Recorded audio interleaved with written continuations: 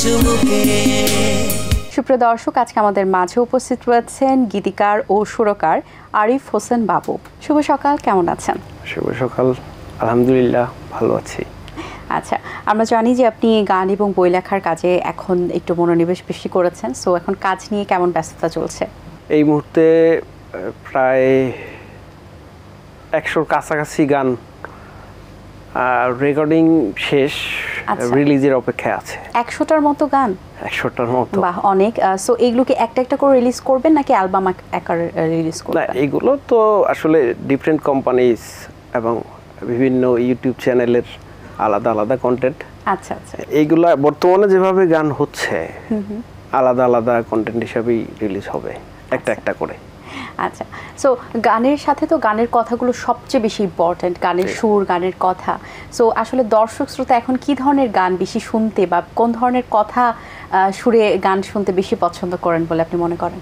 Trendy বলতে একটা কথা আছে, যেটা আমি যেটা লক্ষ্য করেছি যে ইউটিউব, টিকটক বেস কিছু ওইটাই, মানে কিছু আগের মতো খুব ভারী কথা এবং সুরের গানগুলো দর্শক নিচ্ছে না, এটা আমার কাছে মনে হচ্ছে।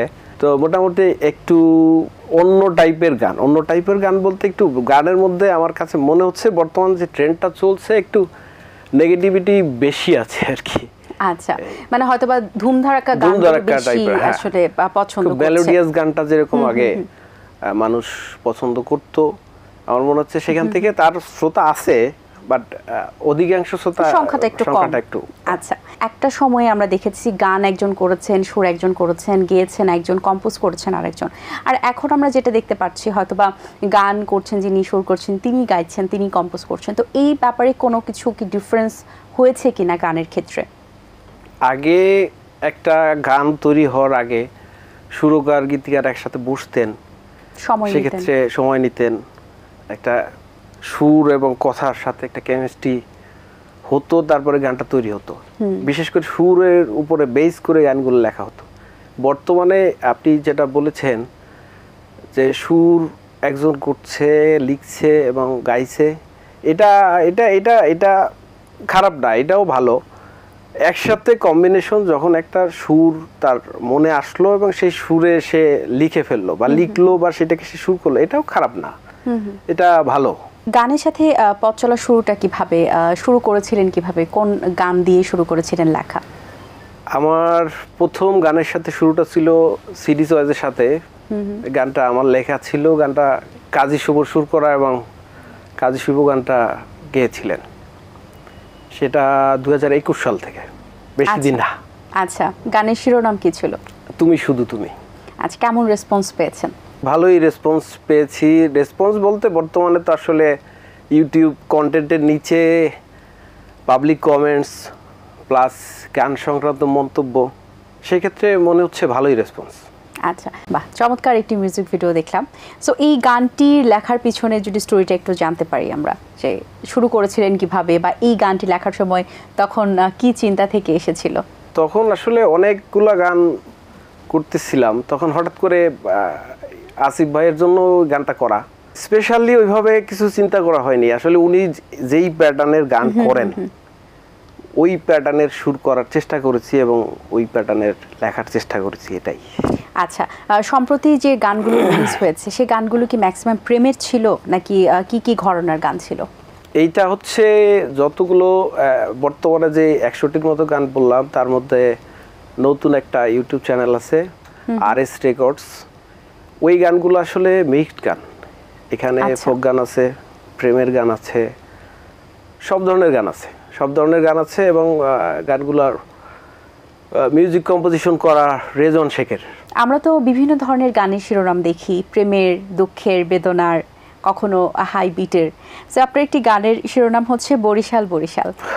এই গানটির পেছনে একটু গল্পটা জানতে চাই, কি মনে করে গানটি লেখা হয়েছে এবং তারপরে রেসপন্স কেমন পেয়েছেন? আসলে আমার বাড়ি হচ্ছে বরিশালে, আর আমার বন্ধু কণ্ঠশিল্পী কাজী শুভ, ওর বাড়িও বরিশালে। তো এর আগে অনেকগুলো গান ওর সাথে করা হয়েছে।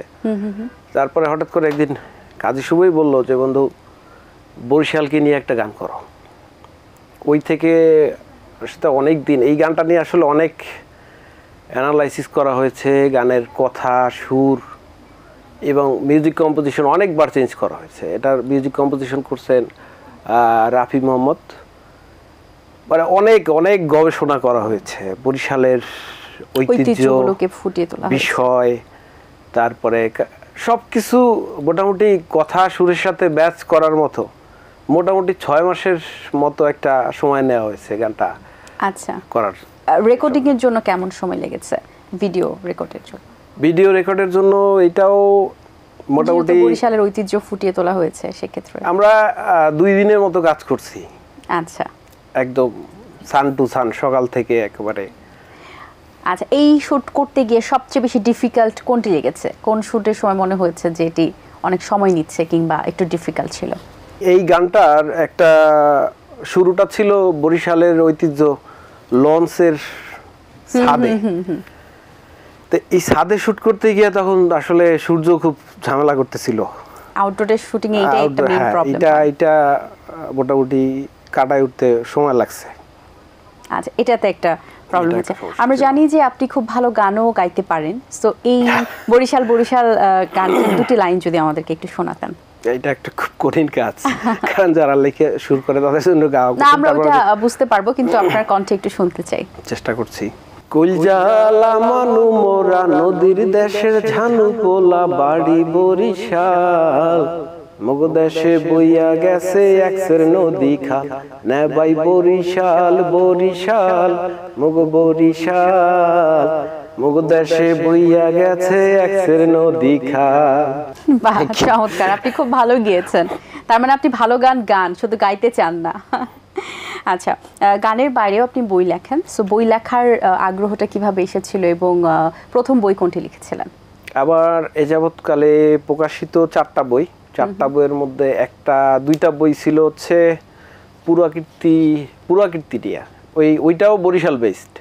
ওইটা ছিল প্রথম বইটা ছিল পুরাকীর্তির বরিশাল। আর এরপরে একটা ছড়া গ্রন্থ, ওইটা 2021 প্রকাশিত একটা ছড়া গ্রন্থ, একটা কবিতার বই। আর একটা ওইটাও পুরাকীর্তি, ওটা হচ্ছে পটুয়াখালী এবং বরগুনা জেলার প্রাচীন নিদর্শন।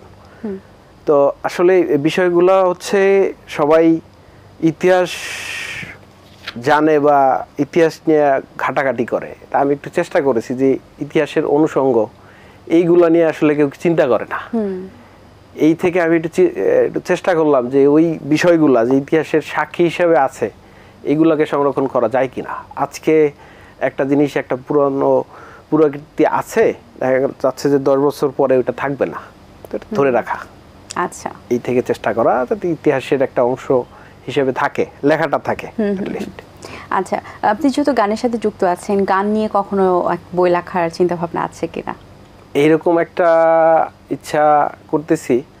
নেক্সট 21শে বইমেলায় আমি চিন্তা করছি যে আমার নির্বাচিত 100 গান নিয়ে একটা গীতি কবিতা টাইপের একটা প্রকাশনা করব। আমরা আশা করছি সে বইটার আমরা পড়তে পারবো অবশ্যই। আচ্ছা, সো যেহেতু এখন আপনি কাজ নিয়ে ব্যস্ত আছেন এবং 100টি গানের একটা চ্যালেঞ্জ হাতে নিয়েছেন, ডেফিনেটলি একটা খুব কঠিন কাজ। সো অবসর সময় পাওয়া হচ্ছে কিনা, হলে কি করা হয়? অবসর সময় সবারই ব্যস্ততার মাঝখানে কিছু অবসর সময় করে নিতে হয়। তো অবসর সময় থাকলে যারা গানের সাথে যুক্ত, আসলে গানটাকে মনে ধারণ করা, টুকটাক গিটার নিয়ে রিদম করা, সুর করা, আসলে এইটাই অবসরে খুব বেশি করা হয়। ট্রাভেলিং, ঘুরতে যাওয়া। আচ্ছা, দেশ নাকি দেশের বাইরে ঘুরতে ভালো লাগে? না, আমার দেশের মধ্যে ঘুরতে ভালো লাগে। আচ্ছা, এই প্রজন্মে যারা শিল্পী রয়েছেন তাদের মধ্যে অন্যতম কার গান আপনার বেশ ভালো লাগে? এই প্রজন্মের তো আসলে গীতিকার সুরকারদের জন্য এই উত্তর দেওয়া খুব কঠিন, কারণ সবাই কারো নাম বললেন না, তার সাথে পরবর্তীতে কাজ করতে হলো। সবাই সবার সাথে কাজ করতে হচ্ছে। তবে আমি কাজী শুভর কথা বলবো। কাজী শুভ আমার বন্ধু। তারপরে ইমরান মাহমুদুল্লাহ আছে, অনেকেই আছে, আসলে সবাই ভালো করে, সবাই ভালো করছে। আপনি বলছিলেন মেল সিঙ্গারের কথা, আমরা একটু ফিমেল সিঙ্গারের কথা জানতে চাই যে কার গান আপনার ভালো লাগছে বা কে এখন বেশ ভালো করছে, দর্শকদের কাছে বেশি পৌঁছেছে তার কাজের মাধ্যমে? দর্শকদের এই বিষয়টা আসলে আমার একটা কনফিউশন আছে যে আসলে জনপ্রিয়তা, ভালো কাজ করা এবং বেশি পৌঁছানো দুইটা ডিফার করে, মানে পার্সন টু পার্সন ডিফার করে। অনেক ক্ষেত্রে আছে যাদের অনেক অনেক ভিউ আছে অনেক কাজ করতেছে, বাট সে ভালো নাও করতে পারে। অনেকেই করছে আসলে স্পেসিফিক ভাবে, আচ্ছা বুঝতে পেরেছি আপনি বলতে চাচ্ছেন না কারণ সবার সাথে কাজ করতে হয়। আচ্ছা সো জীবনে এতদিনের সঙ্গীত ক্যারিয়ারে এত গান লিখেছেন, এতজন সে গানে গিয়েছে, দর্শক শ্রোতার মন জয় করেছেন, বিভিন্ন গান দর্শকদের উপহার দিয়েছেন, তৃপ্তির জায়গাটা কতটুকু আপনার কাছে? তৃপ্তির জায়গাটা আসলে মিউজিকের সাথে যারা গানের সাথে যুক্ত, গীতিকার সুরকার, আসলে গানটা যখন মানুষ শুনে তখন পিছনের স্টোরি আসলে কেউ খুঁজে না। গানটা কার লেখা, সুর করা, এটা একসময় খুঁজতো। একসময় শিল্পীরাও স্টেজে গান করার সময় বলতো যে গানটা লিখেছেন, সুর করেছেন অমুক, এখন সেটা করে না। তৃপ্তির জায়গা বলতে ওইটাই, যখন একটা জায়গায় রাস্তা দিয়ে হেঁটে যাচ্ছি বা চায়ের দোকান, গাড়িতে গানটা বাজতেছে, আমার কোনো গান বাজতেছে, এটাই ভাল লাগে। আমরা দেখি যে আমাদের ইন্ডাস্ট্রিতে গানের যে জগৎটাতে প্রত্যেকটা সেক্টরেই সংস্কার হচ্ছে, প্রত্যেকটা সেক্টরেই কিন্তু একটা উন্নয়ন হচ্ছে। সেই জায়গা থেকে আপনার জায়গা থেকে সঙ্গীত অঙ্গনে কি কি পরিবর্তন বা কি কি আপনি সংস্কার চান? সঙ্গীত অঙ্গনে আসলে সবচাইতে আগে দরকার হচ্ছে যে এখানে আসলে কিছু স্ট্রিক্ট রুলস অ্যান্ড রেগুলেশন যেটা আসলে ফলো করা উচিত। যেমন আছে আমাদের একটা সময় ক্যাসেট সিডির মাধ্যমে গান রিলিজ হতো, এখন ইউটিউবে আসলে কন্টেন্ট, এইটার কোনো মানে মানহীন কন্টেন্ট আপলোড হচ্ছে, এই বিষয়টার দিকে নজর দেওয়া উচিত। অসংখ্য ধন্যবাদ আপনাকে, গানও শুনিয়েছেন, ভালো একটা আড্ডা হয়েছে। অনেক শুভকামনা রইল আপনার জন্য, ভালো থাকবেন সবসময়। আপনাকেও ধন্যবাদ, এটিএন বাংলাকে ধন্যবাদ আমাকে এখানে আমন্ত্রণ জানানোর জন্য। দর্শক, আশা করছি আজকের আয়োজন আপনাদের ভালো লেগেছে। আজ এই পর্যন্তই, আপনাদের সঙ্গে দেখা হবে আগামী পর্বে নতুন কারোর সঙ্গে। আমার আজকের এই সুন্দর ড্রেসটি স্পন্সর করেছে আনজারা। সবাই ভালো থাকবেন, সুস্থ থাকবেন, আল্লাহ হাফিজ। দিন আসে দিন যায়, সময়টা চলে যায়, তবু আছি এই বেশ ভালো। জীবনটা রঙময়, যেভাবেই হওয়া চাই, নয় কবু সাদা কালো। এই আশাতে স্বপ্ন ভাসে, সুখ হাসে চোখে মুখে, চায়ের চুমুকে।